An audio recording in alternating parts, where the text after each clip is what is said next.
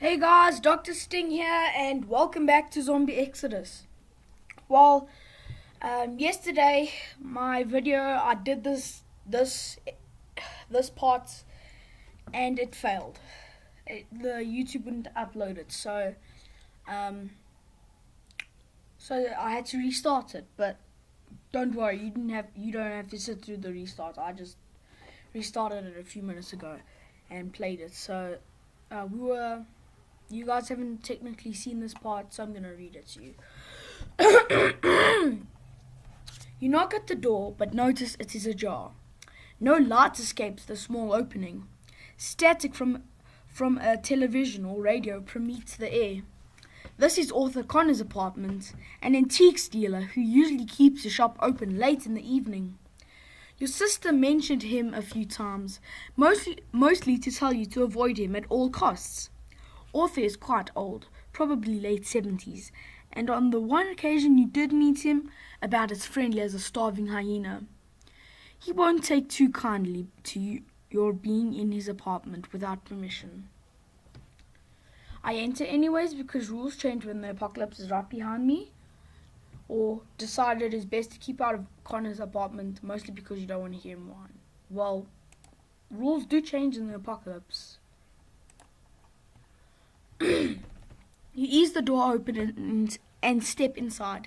Helicopters outside thrust light through the blinds, creating a striped pattern across the wall of the apartment. You stand in the living room atop an oriental rug stretched across a hardwood floor. Victorian-style couches and a love seat are arranged in the center of the room, with the Victorola on a pedestal next to them. You glance at the old music player with its large funnel-shaped horn and hand crank that spins the record. Considering how it was made in such a simpler, less zombie-full time. Impressionist art hangs from the walls, and statues of Aphrodite and Apollo stand guard on either side of the apartment's lone exit.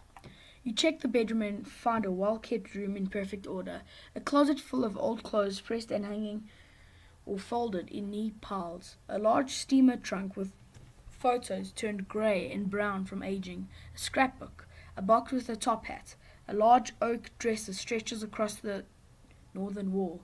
You hit pay dirt as the bottom drawer has a Smith & Wesson Model 10 in case with a box of .38 caliber ammunition.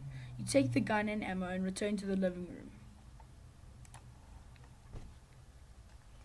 You perform a more thorough search of the living room and find no phone. You step into the kitchen and spot a radio on the counter next to the coffee maker. Static fills the area, so you turn off the radio. The white noise dies out and is replaced by the sound of scraping, similar to what you heard in your apartment. You spin around, look up and put your hand on the revolver, readying yourself for whatever is making that noise. It slides from one end of the room to the other, crossing the walls behind overhead cabinets. You search through each one, anxiously waiting for something to leap out. You find nothing but sour cans, old dried pasta and glass jars of herbs. In the last cupboard you open up a can of coffee and find a roll of money inside. The scraping intensifies in the corner of the room as you consider the money roll. Leave the money. I'm a survivor, not a thief. Take the money. I have to think of myself and cash my out. I don't really need money right now, because it's, the zombie apocalypse. You put the money back in the coffee can, place it on the cupboard, and head out of the kitchen. Having checked out all of Connor's apartments, you walk back into the hallway. Your humanity increases slightly. You think you should check another apartment. You head to 7C, unknown occupant. 7D, unknown occupant. I want to try 7D. As you step towards the apartment, sound resonates through the door. A loud male voice, repeated clicking noises, a constant electrical hum. You knock on the door. All go silent. Moments pass. Ugh. Moments pass. You listen and hear the rattling of locks and chains at the door, which springs open. A tall man in his early 20s answers the door, wearing a tie-dye t-shirt and faded blue jeans with dark brown sandals and full bushy blonde beard. A blue wool knit cap is pulled tightly over his head. He leans out of the door, looks left to right, and then pulls you into the apartment. Inside is a GEEKS Wonderland. Half a dozen laptops blinking and buzzing in a row. Large plasma television with 8 different news channels tilted on the screen. Wires and cables on walls hanging from the ceiling and crisscrossing every inch of walking space. Dozens of open cans of Red Bull spread across various surfaces. Comic books and graphic novels strewn about. Lord of the Rings memorabilia set in the shrine near an open kitchen, and dozens of movie posters covering sci-fi over the past 30 years. Hey, I'm Jason. Have a seat. He states through a raspy, cigarette-soaked voice and sits in a rolling chair positioned in front of a row of laptops. He taps away at the PC and yells at the screen. People are just rising from the dead all over the world. It's global zombie chaos. This is undead Armageddon. Hey, Jason, I'm Alan. I really need a phone. Do you have one I can use for a quick call? Not sure what you're trying to prove asking me that, Jason says, shaking his head. I'm not trying to prove anything. I just need a phone. Jason, give me the phone before I break your neck. No, I'm not saying that. Jason, this is an amazing setup you have. I've never seen systems linked this way. Hey, think I can borrow a phone real quick? I gotta tell my friend about this. Dude, got a phone? I just need to call my sister and make sure she's okay. Honesty's the best policy, people.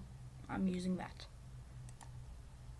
Jason removes an earbud from his ear. No, sorry, I was talking to my buddy, Dieter, on Viap. Trying to stay off the cell phone grid. No problem. Can I use a Viap to call someone? As Jason flicks switches and taps on keys, the laptops turn off, as do the monitors and televisions, and the lights dim. Jason moves to a side wall with what looks like the most elaborate fuse box in North America and pushes wires and fuse caps around. You see this epidemic is underreported. Most of Europe is already zombie-fest, and there are millions of Asian zombies running around. A little bit racist there, Jason. Racist Jason? Maybe. These things ain't like the movies. They're not even ferocious. They're even more ferocious. You got to destroy their heads, or they'll just get back up more pissed than ever. Guys, I was just joking about the racist joke. Yeah, he's not racist. It's just he must be a little bit more descriptive, I'm guessing. A long shrieking noise echoes through the apartment. You and Jason freeze. The sound was not natural, not human, and not animal. You close your eyes to focus on listening, but only hear this hum of computers and your own rapid breathing. Jason runs to the door and presses his ear against it. His mouth opens wide in a gasp, but no sound emanates. He rushes towards you, grabs your shoulders, and begins pushing you to the door. Sorry, you gotta go. Before you have a chance to reply, Jason leads you through the door and closes it. You are standing in the hallway, alone once more. Okay, we're going to end around here, guys. So, we're just going to look at our stats. Yeah, we know that. Humanity, I think, means that your will and stuff. Are you a good person and things like that? I think that's what it means. Revolver, rifle, backpack, food, water. Good. Special items, nothing. Health, uninjured. next. Well, guys, thanks so much for watching. Subscribe, hit that notifications button, smack that like button, and comment down below. What should you comment down below?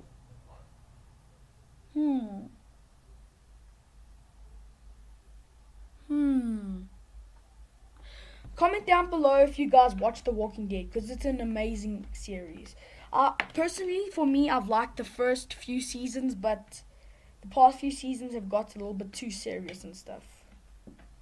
Well, all the seasons were basically serious, but this one is, you know what to expect. Well, guys, thanks for watching. I will see you in the next video. Bye!